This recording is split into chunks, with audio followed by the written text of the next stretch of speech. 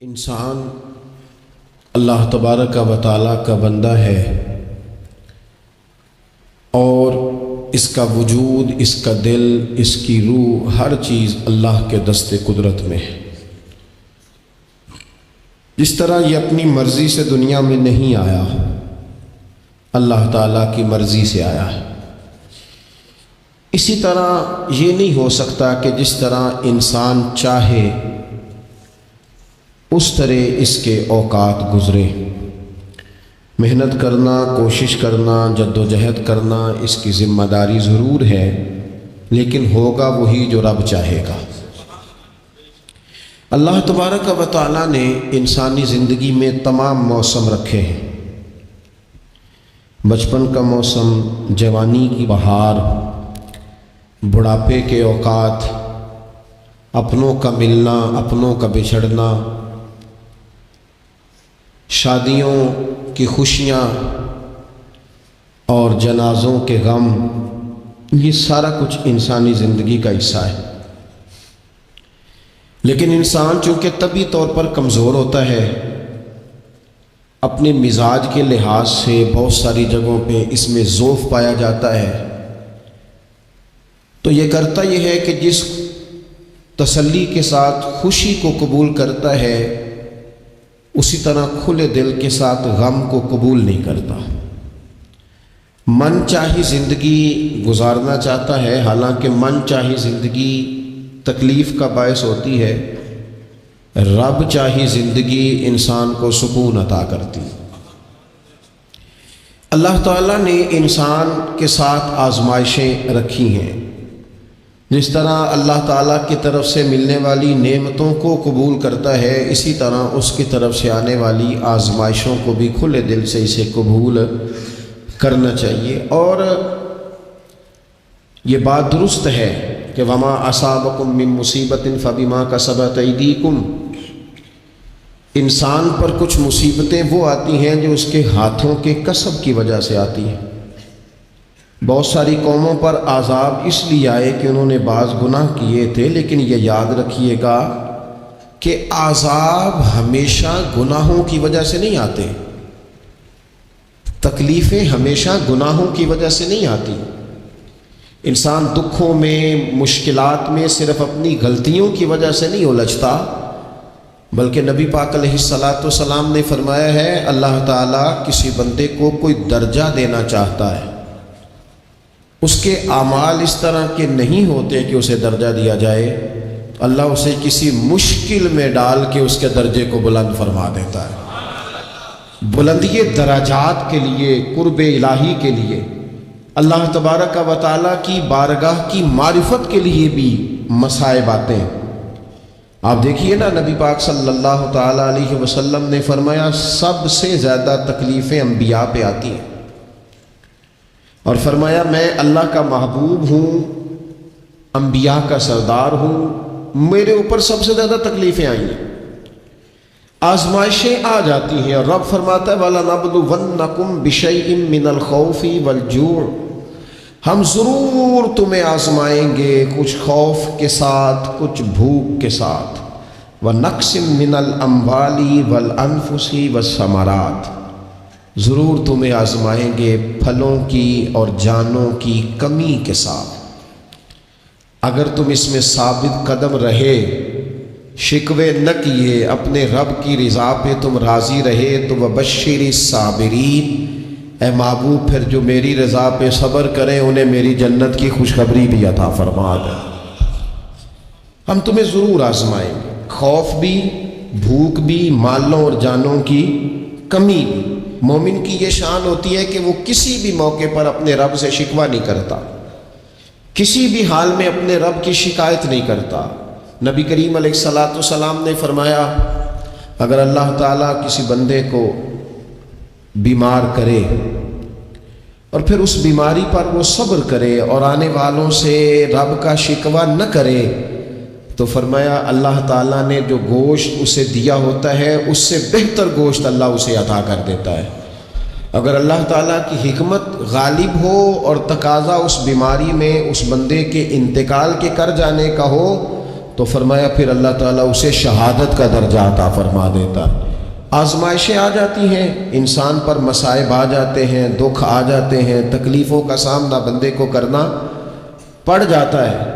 اب یہ کہ اس میں اپنے دل کو، اپنی روح کو قرار دیا جائے، اپنے آپ کو اللہ کی رضا پہ کھڑا کیا جائے اور ان حوادث کا مقابلہ کیا جائے، ان چیزوں کو دیکھا جائے اور یہ غور کیا جائے کہ میرا رب اگر اسی بات میں راضی ہے تو یقیناً اس میں اللہ کی کوئی خاص حکمت ہوگی۔ قحط حضرت عمر کے زمانے میں بھی آ گیا تھا، بڑی مشکلات کا سامنا کرنا پڑا۔ تو ان مصائب میں انسان کو تھوڑا سا پہلے تو ہمت کرنی ہے، پھر اس میں کرنے کا جو کام ہے وہ یہ ہے کہ سب سے پہلا کام تو یہ ہے کہ اپنے رب کی بارگاہ میں کھل کے دعا مانگی جائے، اللہ تبارک و تعالیٰ کے حضور التجائیں کی جائیں، دعائیں کی جائیں، رب کریم کو منایا جائے۔ حضرت عمر فاروق رضی اللہ تعالیٰ عنہ کے زمانے میں جب قحط آیا تھا تو حضرت عمر نبی پاک علیہ السلام کے چچا کو حضرت عباس رضی اللہ تعالیٰ عنہ کو لے کے میدان میں نکلے تھے، اور کیا خوبصورت لفظ انہوں نے ترتیب دیے تھے۔ عرض کرتے تھے مالک پہلے ہم تیری بارگاہ میں محبوب پاک کو لے کے آیا کرتے تھے، آج محبوب نے ظاہری وصال کیا ہے تو تیرے محبوب کے چچا کو لے کے آئے ہیں، تو اے اللہ تو مہربانی فرما، اپنے محبوب کے چچا کا صدقہ ہمیں بارش عطا فرما۔ تو بس حضرت عمر نے وہ دعا مانگی، حضرت عباس کو وسیلہ بنایا تو اللہ نے بارش عطا فرما دی۔ اچھا، پھر یہ دونوں چیزیں ہمیں حدیث صحیح میں ملتی ہیں۔ ایک نوجوان نے، ایک شخص نے آ کے حضور کی بارگاہ میں عرض کی یا رسول اللہ بارش نہیں ہوتی، دعا کر دیں، تو نبی پاک نے ہاتھ اٹھائے دعا کے لیے، اتنے ہاتھ بلند کیے کہ بغلوں کی سفیدی نظر آنے لگی۔ وہ کہتے ہیں ابھی محبوب کے دستے مبارک پوری طرح چہرے پر پھرے نہیں تھے کہ اللہ نے بارش عطا کر دی۔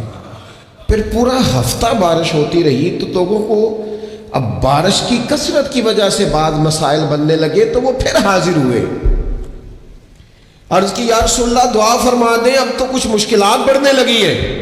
تو حضور نے پھر ہاتھ اٹھائے کہ اے اللہ اپنا فضل نصیب فرما، مہربانی فرما، کبھی بارش کی ضرورت ہوتی ہے اور کبھی بارشوں کا کثرت سے ہونا وہ تکلیف کا باعث ہو جاتا ہے بعض جگہوں پر۔ تو کہتے ہیں پھر حضور نے دعا فرمائی، ابھی چہرے پہ ہاتھ نہیں پھیرے تھے کہ مدینہ منورہ میں بارش ختم ہو گئی۔ تو سب سے پہلا اور ضروری کام ہمارا آج مزاج بن گیا ہے کہ ہم تبصرے کرتے ہیں، سیاست کرتے ہیں، اس پر بیٹھ کر اب ایک اور دور آ گیا ہے، ویڈیو بناتے ہیں، موبائل چلاتے ہیں، جو کہ بہت بڑا امتحان ہے ہمارے لیے کہ صرف 20 منٹ موبائل کو ہاتھ نہ لگائیں، بہت بڑا امتحان ہے۔ ہو سکتا ہے بہت سارے لوگ بڑی تکلیف میں آ جائیں کہ پورے 20 منٹ گزر گئے، اس پہ ویڈیو بنائیں گے، اس پہ کومنٹس کریں گے، اس پہ یہ کام ہم کرتے ہیں۔ حالانکہ اگر کوئی ایسی مشکل آ جائے تو شریعت نے ہمیں یہ سبق دیا کہ پہلے دعا، پہلے اللہ کی بارگاہ میں حاضری۔ اکبر الہ آبادی نے کہا تھا کہ مصیبت میں بھی اب یاد خدا ہم کو نہیں آتی، دعا منہ سے نہ نکلی، جیبوں سے عرضیاں ہی نکلی۔ ہم محکموں میں درخواستیں دیتے ہیں لیکن دعا کی طرف بڑھتے بڑا خوبصورت کام ہے۔ سب سے پہلے تو یہ کریں کہ وہ جو ہمارے بھائی تکلیف میں ہیں، مجبوری میں ہیں، ان کے لیے اپنے رب کی بارگاہ میں عرض کریں کہ مالک، قدرتوں کا مالک تو تو ہے، ہر چیز تو تیرے دست کرم میں ہے، اور تو کریم اتنا ہے کہ بندوں پہ تو غضب نہیں زیادہ فرماتا، رحمت ہی زیادہ فرماتا ہے، اور تیری رحمت تیرے غضب پر غلبہ رکھتی ہے، اس لیے مالک تو کرم فرما، اور یہ جو لوگ ہیں تو انہیں اپنے فضل سے ہی آسانی عطا فرما تاکہ اس مشکل سے نکل آئے۔ جن دنوں قحط آیا تھا نا مکہ مکرمہ مدینہ طیبہ میں حضرت عمر کے زمانے میں، تو حضرت عمر فاروق فرماتے ہیں میں نے بغیر گھی کے کبھی کھانا نہیں کھایا تھا، لیکن میں نے قسم اٹھا لی تھی کہ جب تک سب لوگوں کو راشن کھانا میسر نہیں آتا میں بھی گھی نہیں کھاؤں گا۔ یہ جو اضافی اخراجات ہیں، ایڈوانس گاڑیاں بک کرانا، نئے ماڈل کے موبائل خریدنا، یہ جو ہمارے صرف ناز نخرے ہیں، صرف ان کو تھوڑا سا کلوز کر لو۔ عجیب بات ہے نا، عجیب ظلم ہے نا کہ ایک بچہ رات کو اس لیے کھانا نہیں کھا رہا کہ اس کی مرضی کا پکا ہوا نہیں، اور ایک طرف میرے ہی وطن میں اس ویڈیو نے بھی میری چیخیں نکلوا دی جس میں ایک بیٹی، اور اس کی عمر بھی بالکل اتنی ہے جتنی میری بیٹی کی عمر ہے، اس سے وہ صحافی پوچھتا ہے پاؤں اس کے ننگے ہیں اور پاؤں پہ کیڑے چڑھ رہے ہیں، تو اس سے پوچھتا ہے پتر کیا چاہیے؟ وہ کہتی ہے صرف روٹی کھانی ہے، کوئی مطالبہ نہیں، کوئی مطالبہ نہیں، روٹی دا دکھ نہ پوچھو، یہ روٹی بندہ کھا جا دیجیے، روٹی بندہ کھا جاتی۔ اللہ کریم نے فرمایا وَتَعَاوَنُوا عَلَى الْبِرِّ وَالتَّقْوَى، جب تقوی اور پرہیزگاری کا معاملہ ہو تو ایک دوسرے کے ساتھ تعاون کرو، ایک دوسرے کے ساتھ تعاون کرو، ایک دوسرے کا آگے بڑھ کے بازو تھامو، خیر کے کاموں میں ایک دوسرے کی مدد کرو، آگے نکلو۔ ہو جاتا ہے کبھی کبھی ایسا کہ ایک بھائی کے پاس بہت زیادہ مال ہوتا ہے، دوسرے کے پاس کم ہوتا ہے، اور نبی پاک صلی اللہ تعالی علیہ وسلم نے ارشاد فرمایا کہ یاد رکھنا اللہ تبارک و تعالی اتنی دیر تک تمہاری مدد کرتا ہے جب تک تم اپنے بھائی کی مدد کرتے رہتے ہو، اللہ تمہارا مددگار رہتا ہے۔ اور یہ جو مسلمان ہوتے ہیں، مومن، کلمہ پڑھنے والے، ان کے بارے میں میرے نبی پاک علیہ الصلوۃ والسلام نے فرمایا کہ یہ ایک جسم کی مانند ہے، ایک جسم کی طرح ہے۔ مومن ایک جسم کی طرح ہے، جس طرح یہ پورا جسم ہوتا ہے۔ اور حضور نے مثال دے کے بات سمجھائی، فرمایا جسم کا ایک حصہ تکلیف میں ہونا تو سارا جسم اس کا کرب محسوس کرتا ہے، یعنی درد صرف دانت میں ہے لیکن روٹی کھانے کو دل نہیں کرتا، کسی سے بات کرنے کو دل نہیں کرتا، اٹھ کے باہر جانے کو طبیعت نہیں چاہتی، پورا وجود اس کا کرب، اس کی تکلیف محسوس کرتا ہے۔ فرمایا جس طرح ایک جسم کے ایک حصے کو تکلیف ہو، آپ مجھے بتائیے نا، آپ کے دانت میں تکلیف ہے تو کیا کبھی آپ کے دماغ نے کہا ہے کہ ڈاکٹر کے پاس نہیں جانا؟ پیروں نے کہا ہے میں نے نہیں چل کے جانا، یہ تو مسئلہ صرف اور صرف دانت کا ہے، دانت جانے، اس کا کام جانے؟ ایسا ہوتا نہیں۔ دانت میں تکلیف ہوتی ہے تو ذہن منصوبہ بندی کرتا ہے، وہ کہتا ہے یار یہ پتہ کرو دانت کا ڈاکٹر کہاں بیٹھتا ہے، پھر آپ کی زبان ہلتی ہے، معلومات کرتی ہے، پھر آپ کے پیر چل کے وہاں جاتے، اور پھر آپ اپنے دل سے ما فی ضمیر وہاں بیان کرتے، پھر آپ اپنا کمایا ہوا سرمایہ خرچ کرتے ہیں۔ بھئی ایک دانت کو تکلیف ہے تو رہنے دو، سارے جسم کو کام میں کیوں لگایا ہے؟ تو معنی یہ ہے کہ جب جسم کا ایک حصہ تکلیف میں ہو، باقی سارے سپورٹ کرتے ہیں تاکہ وہ ٹھیک ہو جائے۔ تو حضور نے فرمایا میرے سارے مومن ایک جسم کی طرح، سارے مکے سے ہجرت کر کے مدینے آئے، گھر بار پیچھے رہ گئے، جائیدادیں پیچھے رہ گئی، کاروبار پیچھے رہ گئے، حضور نے فرمایا تم بھائی ہو۔ لیکن وہ صحابہ تھے نا، انہوں نے بھائی بھائی اپنے آپ کو صرف تقریروں میں نہیں سمجھا تھا، انہوں نے اپنے آپ کو بھائی بھائی صرف محفلوں کے نعروں میں نہیں سمجھا تھا، انہوں نے اپنے آپ کو بھائی بھائی صرف ادیب شاعر کی شاعری میں نہیں سمجھا تھا، وہ من سے ان کی آوازیں آتی تھی ہم سچ مچ کے بھائی ہیں، انہوں نے طے کر لیا تھا کہ ہم بھائی ہیں۔ لہذا جب حضور نے کہا نا آپ تمہارے بھائی وہاں سے ہجرت کر کے آئے ہیں تو ان کی مدد کرو، تو پھر انہوں نے صحیح والا بھائی سمجھا، دھاگا رکھ کے اپنا گھر تقسیم کر کے آدھا اپنے بھائی کو دیا، کاروبار بانٹ کے اپنے بھائی کو دیا، جس کے پاس 4 اونٹ تھے اس نے 2 اپنے بھائی کو دے دیے، چلتے کاروباروں میں بھائیوں کو شریک بنا لیا۔ انہوں نے انہیں اس طرح کر کے رکھا کہ پھر وہ جو مہاجر تھے وہ مہاجر رہے ہی نہیں، انہیں یوں لگا کہ ہم تو ایک گھر سے اپنے دوسرے گھر میں شفٹ ہوئے، انہیں کسی جگہ بھی کوئی تکلیف نہیں آئی۔ لیکن امیر آدمی غریب کو بھائی سمجھنے کو تیار ہوتا نہیں، تگڑا بندہ چھوٹے کے قریب جانے کے لیے راضی ہوتا نہیں، جب تک وہ خاص ذہن نہ بنے جو ذہن ہمیں رسول پاک صلی اللہ علیہ وسلم نے عطا کیا، اتنی دیر تک انسان اس مقام تک پہنچ نہیں سکتا جہاں وہ اپنے بھائی کے لیے خیر کا معاملہ کرے۔ تو ایک تو یہ کہ ہمیں آگے بڑھنا چاہیے، ان لوگوں کو اپنا بھائی جاننا چاہیے۔ چوتھی بات، اسلام کے اندر نا ہر ذی روح کے ساتھ نیکی کرنے کا اجر ہے، ہر تر جگر والے کے ساتھ نیکی کرنے کا ثواب ہے اسلام کے اندر. جو تر جگر رکھتا ہے، جس کے وجود میں روح ہے، اس سے نیکی کریں، اجر ملے گا. صحیح حدیث میں موجود ہے نا. اور میرا خیال ہے آپ سب کو وہ حدیث آتی ہے کہ نبی پاک علیہ السلام نے فرمایا کہ ساری زندگی گناہ کرنے والی عورت نے کتے کو پانی پلایا تھا تو رب نے بخشش فرما دی. کتا حلال جانور بھی نہیں، کتے کو پانی پلایا، ساری زندگی کے گناہ تھے، اللہ نے معاف کر دیا. کوئی بھی تر جگر والا ہو، آپ مجھے بتائیے ایک کتے کو پانی پلانے سے رب معاف کرتا ہے، تو اگر وہ کسی انسان کی خدمت کرے، اور نرا انسان نہیں مسلمان، اور نرا مسلمان نہیں مدینے والے کا غلام، رسول اللہ کا کلمہ پڑھنے والا، اس کے ساتھ نیکی کرنے سے اللہ کتنا اجر عطا فرمائے. تو عزیز بھائی، مخلوق خدا سے جب لوگ پیار کرتے ہیں، جب لوگ محبت کرتے ہیں، اور جب ہمارے دل نرم، ہمیں نا مادہ پرست بنایا گیا ہے کچھ عرصے سے، ہمارا ذہن بنا دیا.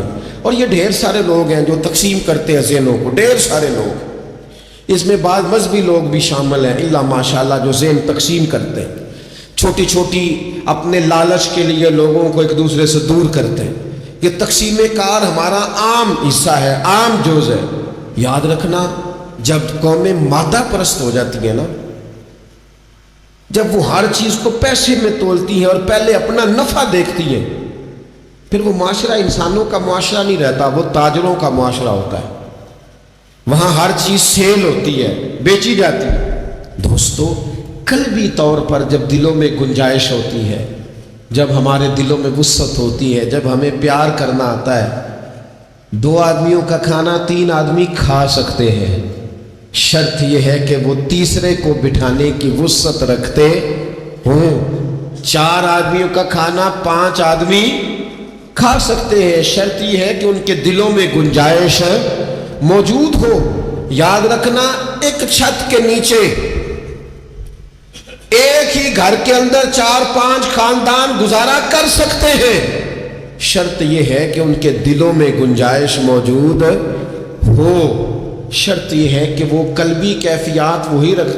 لیکن ہمیں نا کچھ مست سا کر دیا گیا ہے اپنی اپنی دنیا داری میں، کچھ محب سے ہیں، کچھ اس طرح کا ماحول بنا دیا گیا. مجھے کیا لینے دیں مجھے. مذہبی لوگ بھی اتنے لاکھ کی محفل نعت، اتنے لاکھ کا عرس، اتنے لاکھ کی فلانی شہر.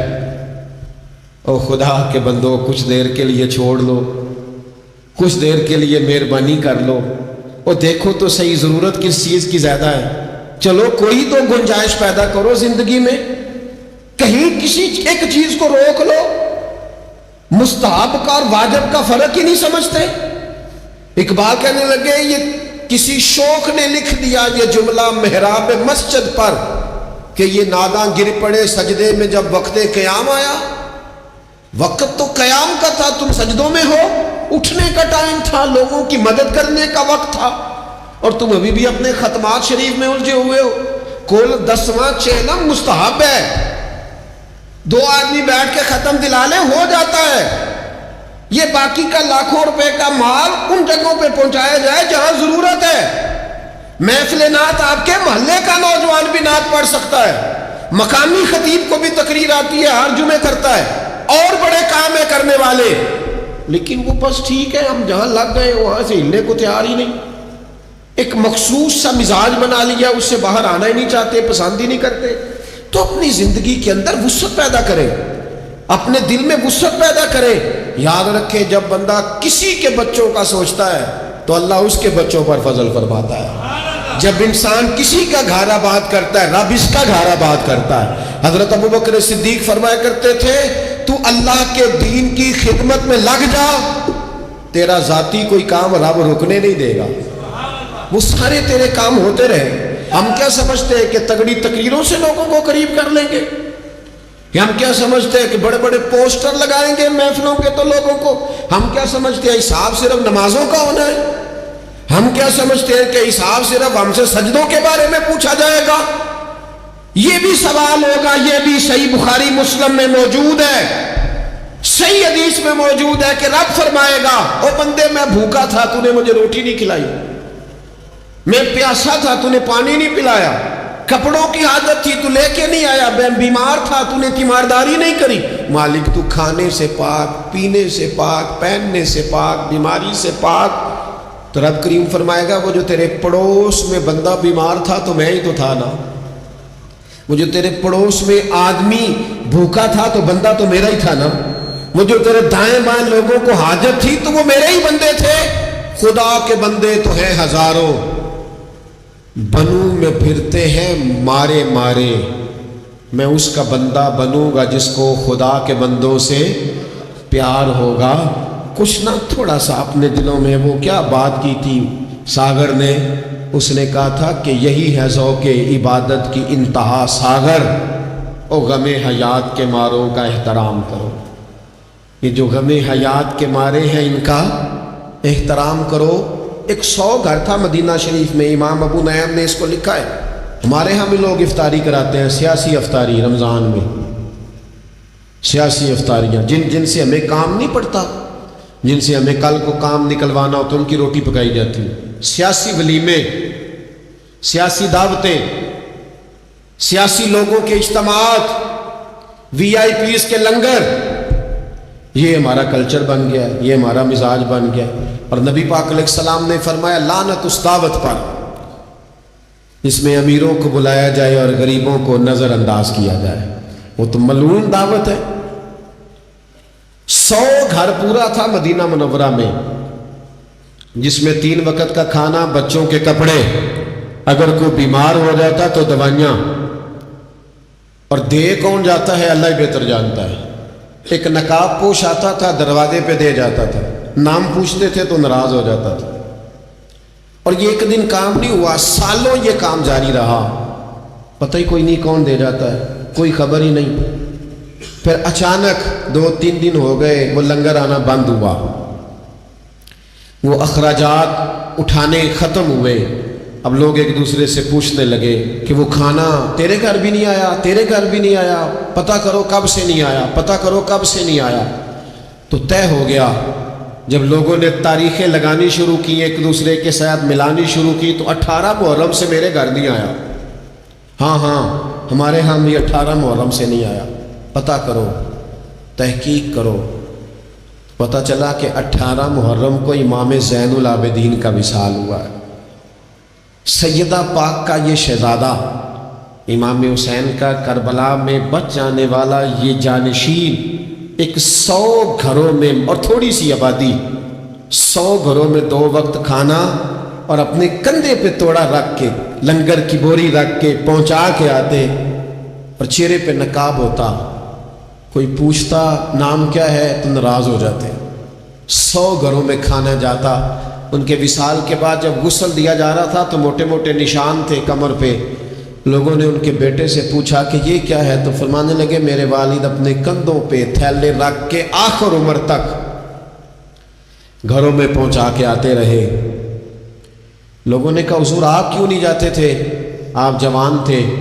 تو آپ کے شہزادے کہنے لگے میں کہتا تھا ابا جی سے کہ میں نہ چلا جاؤں، تو فرماتے تھے پتر اگر تو جائے گا تو پھر تجھے اس غریب کا نام بھی بتانا پڑے گا، میں تیرے سامنے پردہ نہیں کھول سکتا، یہ میرا اور میرے رب کا راز ہے۔ اس چپکے کے ساتھ، اس محبت کے ساتھ حضرت امام زین العابدین رضی اللہ تعالیٰ عنہ خدمت کرتے ہیں۔